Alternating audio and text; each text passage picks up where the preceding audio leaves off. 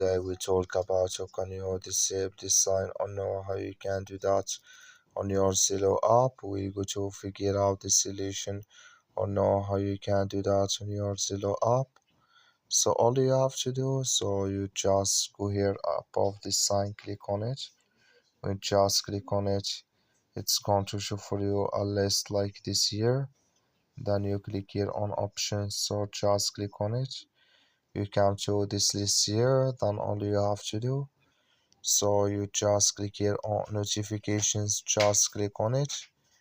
Then you come to this list here, then all you have to do, just go down here, you come here to Bluetooth disconnect vibration, click in this sign or this color. So the like you see here color it's gone, that's mean Bluetooth disconnect vibration notifications disable with us now.